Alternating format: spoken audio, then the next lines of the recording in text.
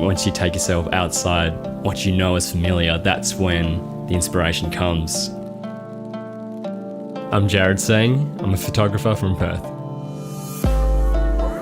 It was crazy being in this new country, this new environment, holding a new camera that very few people have held in their hands before. And I guess that was what was really fun about using the EOS R, was the whole range of lenses that came with it. You know, they're the same kind of focal lengths that I've used before, but suddenly all the lenses had a different feel.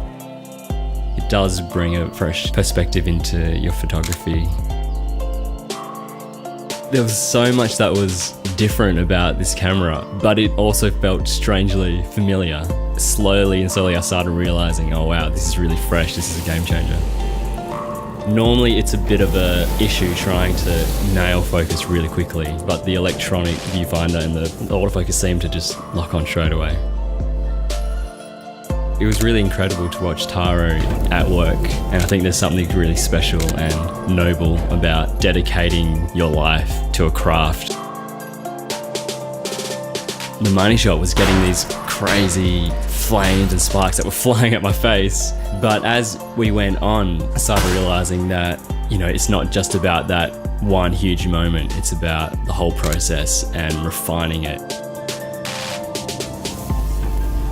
And I think that's what can make a good photograph, is an image that somebody can look at and feel like they were there and they were part of it. I think the best way to learn anything, but especially photography, is just to get out there and do it. Pick up a camera, go travel, go explore new things. Don't stay in that comfort zone. Push yourself to the edge. That's when life happens. That's when all the exciting stuff happens. And, you know, with a new camera in your hand, a new place to explore, that's where you're going to learn and grow.